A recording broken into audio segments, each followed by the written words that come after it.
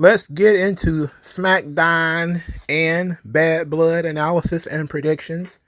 Smackdown, it was okay, not terrible, but not great either.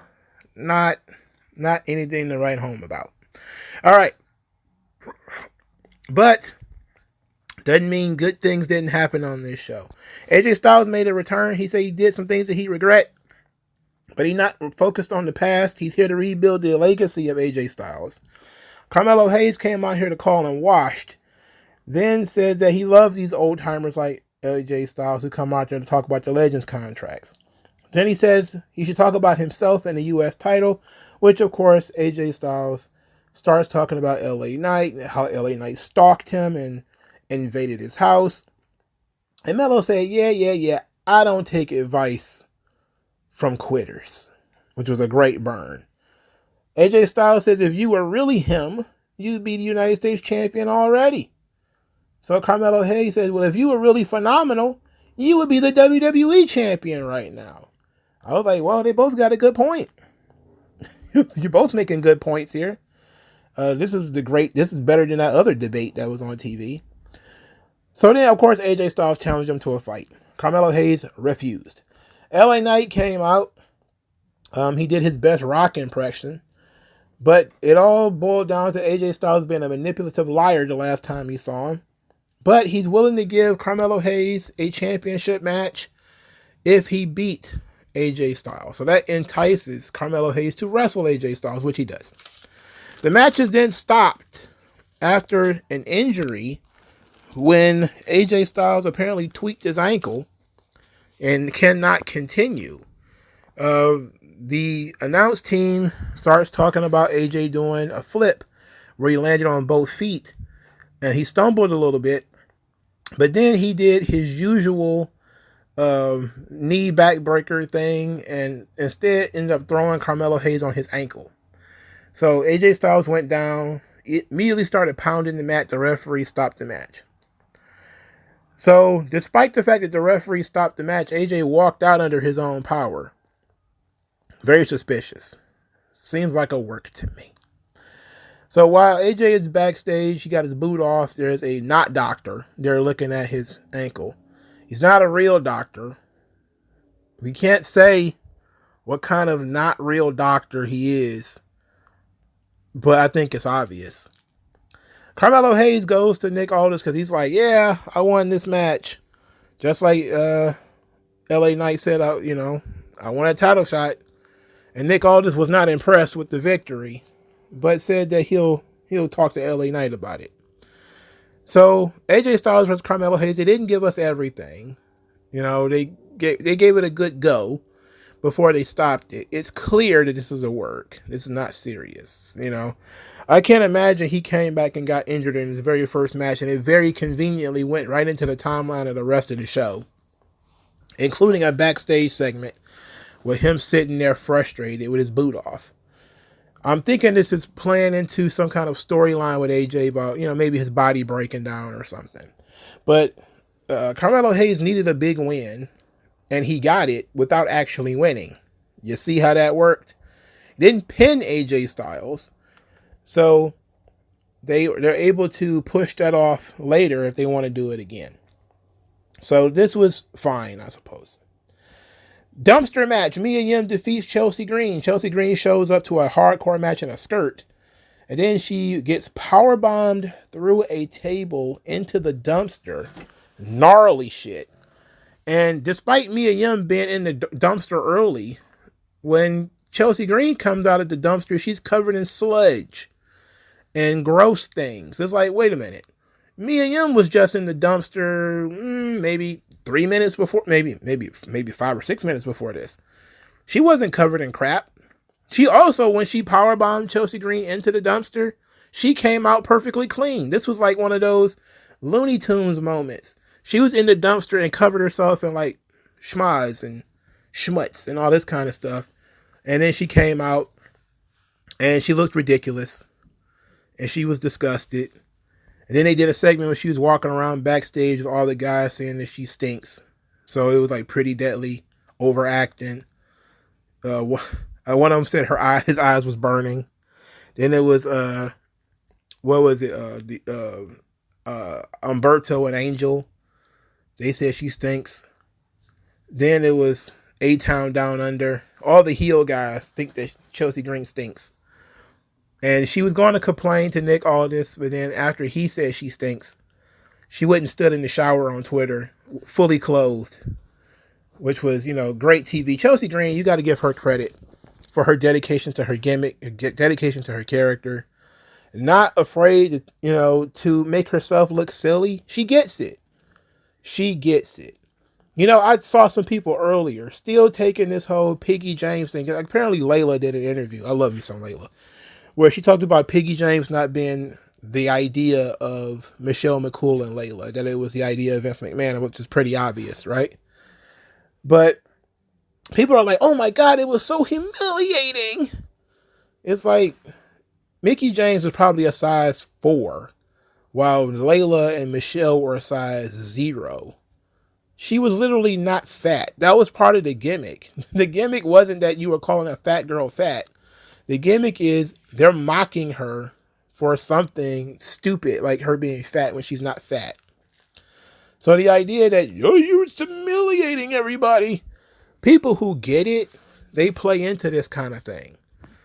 Chelsea Green playing into this means that she gets it. You could take it as a burial, but her character literally getting humiliated and is able to bounce back from it. It's not that big a deal. It actually helps her. Just like when Mickie James did the Piggy James story and she was able to beat up Late Cool by herself. I think she even covered him in cake or something like that.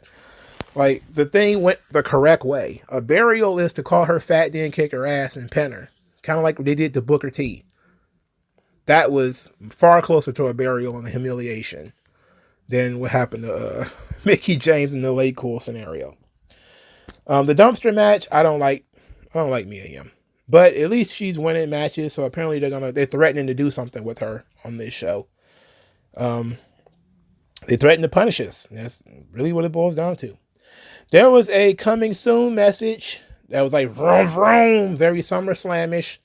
I remembered all the aesthetics from SummerSlam last year, which is why I said Motor City Machine Guns. I wasn't even paying attention to like the Joe Louis fist and all that kind of stuff that was out there. Even though I don't think that's a Joe Louis fist. I don't know. They didn't show the spirit of Detroit. So, but the cars, the aesthetics, it's as the hood rats say, it's giving Motor City Machine Guns. I'm not a huge fan of these guys, but them coming straight to the main roster, I'm actually in support of that. I was okay with them going to NXT first. But if they're going to come straight to the main roster, that's fine too. Both of these guys are in their 40s. So it actually gives NXT talent more time to develop in NXT, so you're not pulling people out. Of course, I think most people kind of wanted to see them wrestle Axiom and Nathan Fraser, but there's a lot more for them to do on the main roster. So, okay, they're going to come to the main roster. Thumbs up. I don't got no problem with that. I'm not all that excited because I've never been a big fan of Alex Shelley or Chris Sabin individually, but together they're about 3 notches better than the Young Bucks. Again, one of the worst tag team matches I've ever seen was those guys wrestle Generation Me, quote unquote, who are the Young Bucks on TNA, which basically destroyed my brain and made me hate any and all flippy white boy lucha matches from that point to this day. I can't get into them. It's very hard for me to care about these highly athletic matches. But these guys are in their 40s now. They work much differently. They've torn up their knees and back and everything. So here's these guys hopefully have a good run. I want them to have a good, healthy run. And then maybe they'll be player coaches in NXT after a while. But a good year or 2 ought to be just fine. And I never thought Alex Shelley would even come to WWE. I was going to wait for him to actually debut to talk about this, but I think it was a couple of years ago where he was talking about he was going to college to start thinking about what to do after wrestling. This was before he was world champion in TNA. And I think basically he had cut himself into wrestling part-time. And that was pretty much it. He was just going to come in, do a run here and there, and then go back to his regular day job. So if he's coming to WWE, he must be all in on wrestling again, which is very interesting. WWE should pay him substantially more than TNA did, but he also became TNA World Champion, so maybe he got bitten by the bug again. So Naomi, Bianca, and Jay backstage, they're celebrating something or other. I don't know what they're celebrating. But Naomi is now one of the Bad Blood hosts. Can't wait for them to invite B-Fab to be a Bad Blood host too, because you got to have all the black women there. As they were dancing and gigging, I guess, Bayley showed up. That turned it turned her stomach. Her washboard abs twisted like that. The thought of Auntie Pam showing up. So Bayley once again wanted to talk to Naomi. She wants more. Offered Naomi the first match after she wins the championship. Then she went out to call out Nia Jax. So as she was walking to the ring, Nick Khan struck again. They showed stats, career stats, that Bayley is 6-6 versus Nia Jax. And I was like, oh my God, I do not need to know that. Please don't do this. Please don't start putting stats on it. That's a very AEW thing to do. I can't stand it. I can't stand it. For starters, they had 12 matches. I can't remember one of those goddamn matches. Not one. I remember the one that just happened, but I can't remember any one before that. Anyway, Bayley and Nia Jax, they end up in the ring together. Bayley is chastising Nia Jax for not loving the business as much as she does. Not caring about being women's champion and how, Nia Jax might be the most dominant champion, but she's not larger than life like Victoria, Molly Holly, and Trish, and Lita. And she jumped around trying to find various women, Beth Phoenix, trying to avoid saying Sable and China and the Cat, right? So Tiffany Stratton is standing there too because she's always around. And Bayley says that, this whole thing is going to end with Tiffany cashing in her money in the bank. And Tiffany then gets offended and says she doesn't need the money in the bank to beat Nia Jax, which offends Nia Jax. Then Trish Stratus calls Bayley Pam by mistake. Everybody was like, wait a minute, her name is Pam? You mean her name ain't Bayley? No, it's not Bayley. Her name is Pam. I love me some Auntie Pam. I want Pam's hams. Steamed hams. Then Tiffany Stratton told Bayley to bow down to her queen. Bayley says she respects Nia Jax. She has no respect for Tiffany Stratton. Next thing I know, they were brawling. I don't even remember how we got to the brawl. They just started fighting. And Bayley got beat up. And then Naomi ran to the ring because she's going to have a match with Tiffany Stratton. So there's that. Now, most people are kind of like, I hate when wrestlers call each other by their real names. Usually, if it's done appropriately, it could add to the story. Like, I swear to God, I've never heard this promo since it aired. And I believe it was in 1999 when Ken Shamrock was in the ring. And he called Undertaker Mark. And I remember thinking to myself, Undertaker's real name can't be Mark. There's no fucking way he would have such a normal, plebeian-ass first name. And it's true. Like, his name is Mark. But it fit the story. Because I think Ken Shamrock was running off about Undertaker losing his mind and, him becoming the devil or some shit. So he called him Mark to get him to come out or whatever. And I think Hacksaw Jim Duggan called Hulk Hogan Terry one time on TV. So you can do this stuff and it can work depending on how you do it, depending on the context. This just felt like Trish. I keep calling this girl Trish. God damn. Trish. No, I did it again. Tiffany botched it. That's what it felt like. I botched this shit 3 times already. I should just do it over. Never mind. Naomi pinned Tiffany Stratton because she's a loser and she must lose. So it wasn't Vince that was making all the Money in the Bank winners lose all the time. It's typical WWE creative in general. They just don't like the Money in the Bank winner. They give it to you for no reason. You would think Triple H would change that, but he did not. He did not. It is actually the same thing going on right now. So afterwards, Nia Jax tells Tiffany Stratton she should maybe focus on Liv Morgan.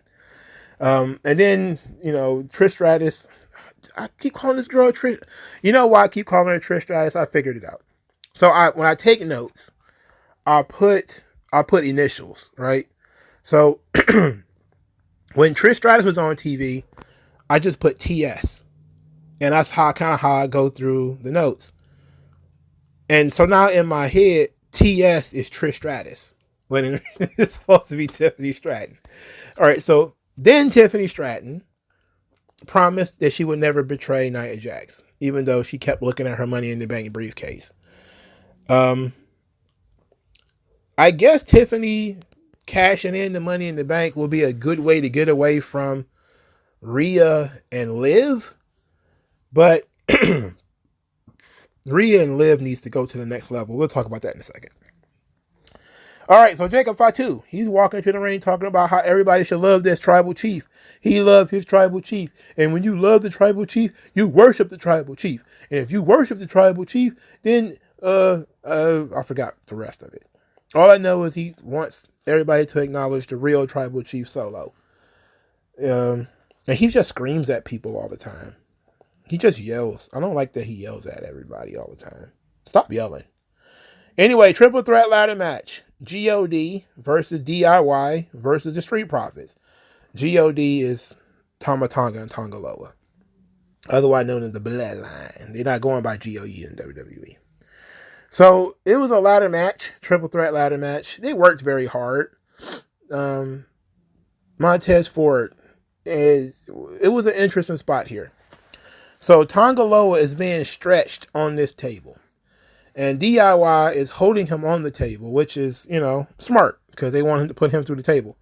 What was not smart was Montez Ford actually listening to DIY and climbing the top rope to frog splash him through the table because he should have been trying to win.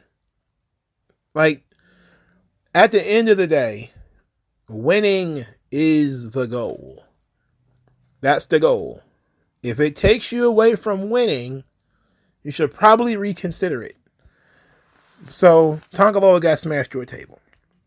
Then DIY and the Street Profits start working together again to put Tama Tonga through a table. And then DIY betrayed the Street Profits. Well, it doesn't matter because the Bloodline won anyway. So Tonga Loa wins. Everybody went crashing through ladders.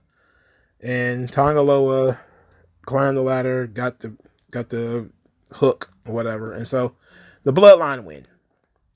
Which is what I expected. I expected the Bloodline to win. It's the smart decision. Smart thing to do. Not beat these guys. Keep the belts on them. Yeah, I expected Jacob Fatu to run to the ring at the very least once Tama Tonga and Tonga Loa were down. And to, fuck everybody up. That's what I expected to happen. But that's not what happened. It might have been better for them to cheat than for them to win outright, but it's all right. So hopefully this sparked the ratings, because I know they were very upset about the ratings last week. The ratings only 1.5 million, which is not a lot, but then again, it's a Friday night, and there's probably fewer people watching TV on Fridays than there are in the rest of the week. So Smackdown featured no Cody Rhodes whatsoever. LA Knight showed up and showed his face in Tennessee, but that's it. AJ Styles was there, but he talked for 10 minutes. He wrestled for 6 minutes and then was gone. So you really didn't get much in the way of star power on this show. I guess if you count Naomi and I guess the Bailey segment, if you want to count that, even though I don't. I think Bayley's a very, very good role player, but Bianca and Jade did nothing on this show. They just did backstage stuff. WWE is being decimated in public relations on the internet for some of the shitty booking that they're doing, specifically in relation to black males. But it's bad for everybody. It's a poverty for everybody at this point. But what can you do? All right, let's get into Bad Blood. We got to talk about this show because there's so much to discuss and some predictions to do. All right, WWE Bad Blood. Saturday, October 5th, State Farm Arena in Atlanta, Georgia. So far, the setup is 14,274 tickets distributed. There's only 83 tickets remaining. This is as of October the 3rd. So yesterday. So the show is probably going to end up being a sellout. That's bad. That's pretty good. I think it's a pretty good setup. Not much you can say outside of that. It looks almost 15,000 people. That's great. That's phenomenal for, a pay-per-view event from WWE at this point in time. With the prices I heard that they're charging, it's doing pretty good. I heard that they put the cold open already with Cody and Triple H doing some kind of a James Bond Mission Impossible kind of thing with Metro Boomin. It looked kind of fun. I didn't watch the whole thing. I don't want to spoil it. I want to watch it for the show. But I watched like the first 2 or 3 minutes of it. I think it was like 5 or 6 minutes long. So it ought to be fun. It's going to be a bunch of surprises I've heard. They're talking about some legends coming in like Tully Blanchard and Arn Anderson. They've already confirmed they're going to be there. They said there was going to be some other guys there too. We'll see. Very interesting stuff of, how you're going to utilize the legends. But it seems to me like they're just going to be in the crowd. And I don't want this thing to turn into Slamboree, where there's like old folks all over the place, But there's 5 matches on the card because that's how Triple H rolls. There has been a lot of debates about what should close the show. There is some chatter that the tag team match will actually close the show and that the Hell in a Cell match will open the show. And there's people who are upset about this, me being one of them. I don't think that the tag team match should main event, even if The Rock was to show up. I don't think this is a main event match. It's not the opener because it's Roman's on it. But I think that the Hell in a Cell match should close the show. Personally. But I'm not gonna cry about it. I mean, it's all gonna be a part of the same, broadcast. But there's nothing worth watching in the middle of the show. So if you give us the blood and fire first and then follow it with 2 goddamn women's matches, you're basically just throwing this show in the trash and saying, well, we got 2 matches that you want to see. Actually, 1 and a quarter, and you're going to give you the one that everybody wants to see. We're going to give you that one first. And then maybe they'll tease The Rock showing up as a way of getting people to continue watching it. But the blood feud of CM Punk versus Drew McIntyre is listed first as the opener of the show. Who needs to win? This is the question. Well, both guys have, CM Punk is legendary status. I'm okay with saying that. Much as I dislike Phil, I'm 100% okay with saying that he's a legend. Drew McIntyre isn't quite there yet. I think I don't know if there's any pay-per-views between now and Saturday night's main event in December. Because did they even announce there's going to be a September pay-per-view? If there's going to be a Saudi show, you got to ask the question, is Punk even going to go? Because he seemed to have an issue with going to Saudi Arabia before. Would he even go to Saudi Arabia? Because I can see Punk and Gunther getting the headline in the Saudi show if Punk were to go. But if Punk does not want to go, then what pay-per-view is going to be in the United States in September that he will go to. I have no earthly idea. So yeah, I looked, and the next listed show is usually in November is Crown Jewel, which is a Saudi show, which I figured it was. So is Punk going to go to Saudi? If Punk is willing to go to Saudi, then maybe Punk Gunter is the main event of Crown Jewel, and that could be fine. Drew McIntyre winning doesn't seem to fit. It doesn't work, really, because Drew's already wrestled Gunter and all these guys. And plus, the hero has to go over in the end, unless you have something that diverts Punk off of Drew. So, a classic way of doing this thing would kind of be in a gimmick where the title would be on the line, and you would have somebody, cost Punk the title, so he'll have to chase them away from Drew. So unless you do something like that, where there's a new opponent who appears and costs Punk the Hell in a Cell match, and now Punk is after them, Punk kind of has to win. This is going to be straight up mano a mano. Yeah, I think Punk has to win this match. I don't know what you do with Drew after this. Maybe just send him home for a while. Make him sit a month off or something. I think it would be smart if they was to book this thing as loser leaves town or something. And that way, if Drew loses, you can just move him to SmackDown. And then you can move somebody from SmackDown to Raw as a way of just keeping those two apart. And that would probably be smart for me. But that would work if it was the main event, but it's not. So at least it should be. Hopefully it is. So I'm going to go with CM Punk. Match 2. Bayley versus Nia Jax. I don't care. Nia Jax is going to win. Is there going to be a cash in? No. Nope. Don't believe it.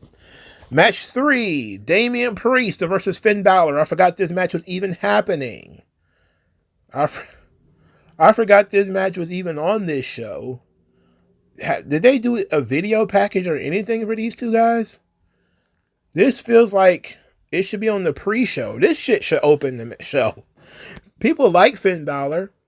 And this could be the beginning of something, but I'm not aching to see this thing. I like Finn Balor. I like Damian Priest, but the story that's been told here has been lacking. It's been mostly just mixed tag team shit with the Judgment Day, and Finn Balor is in a tag team but doesn't wrestle, and he barely even appears on the show. So there hasn't been a lot of heat between Damian and Finn to build this thing up to make it feel special and to make it matter. It just feels like another extension of the Judgment Day fallout, which to them it might be, but these are supposed to be two main event guys, two former world champions. I would imagine Damian Priest has to win this. Finn Balor doesn't lose anything by losing the match. Priest, I guess, can go back to chasing his title afterwards. But do you actually end this feud after this match? I don't see it. I don't think this feud is ready to end after one singles match. So if the feud is going to continue, maybe Finn Balor wins. You could always use Dominic Mysterio as a distraction and help Finn Balor win and keep this thing rolling. So speaking of which, Liv Morgan versus Rhea Ripley for the women's world title. I am fully on board with Liv Morgan winning because I think that this feud needs some oomph. It needs some spice. Rhea just going in there, wrestling Liv and pinning her for the belt. Anticlimactic as far as I'm concerned. I think that you got to have something special between these two so that it matters. I'm not sure what it could be, considering now they've done a last man standing match on TV. They've done a ladder match on TV. They did an I Quit match a couple of months ago.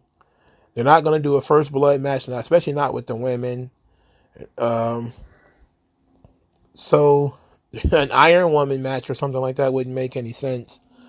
So maybe no holds barred or something you could have as a blow off match, but it has to be something.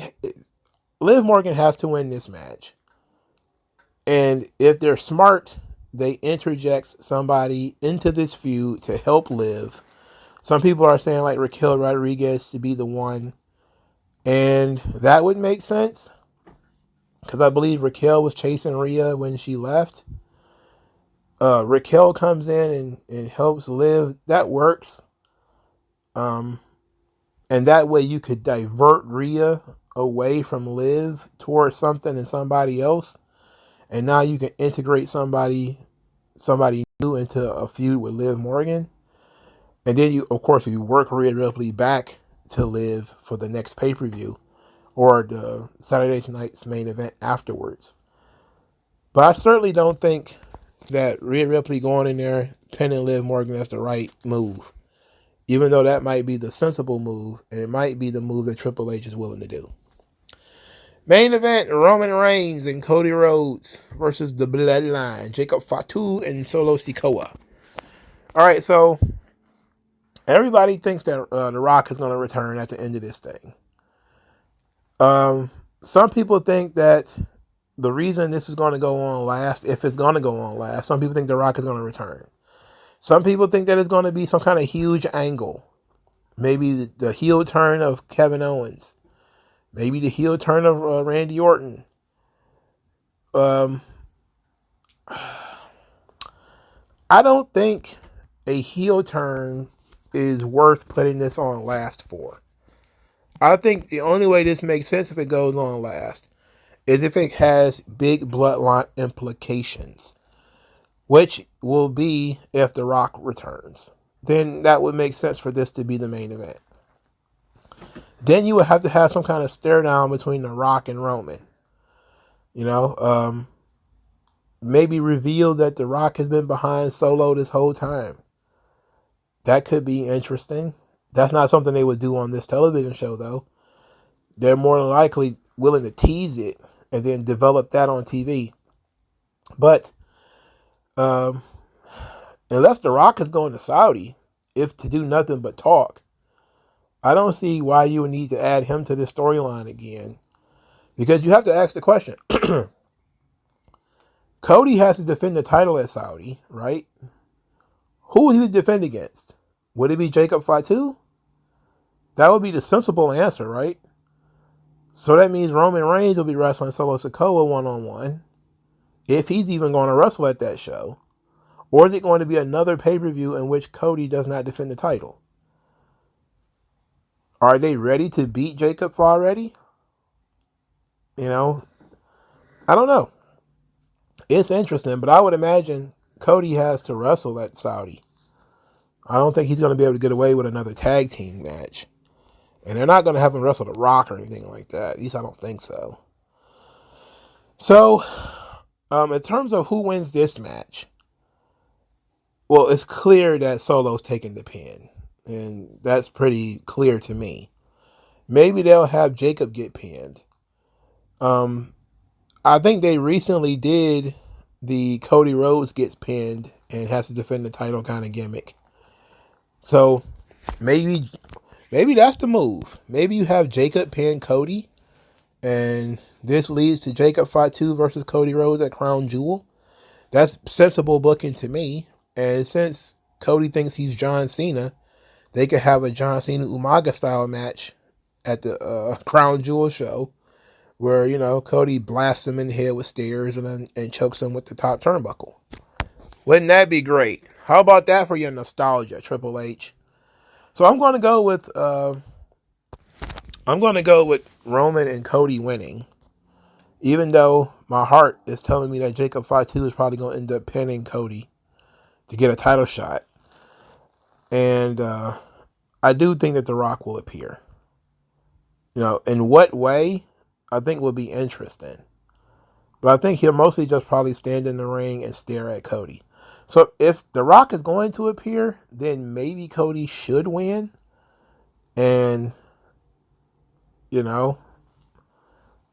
we have this situation where Roman wants to fight Cody because now their situation is done, and The Rock either stands in between them or, does whatever it is he wants to do, however he feels like doing it. But I still don't think this should be the main event. It's a big tag team match, I get it, but you put almost a year into this Drew McIntyre CM Punk feud. Let it cook in the main event. The Hell in a Cell match, well, it's more than likely going to be the big draw anyway. I get it, Roman's on the show. You want to put Roman in the main event, but whatever. Anyway, let me know what you guys think.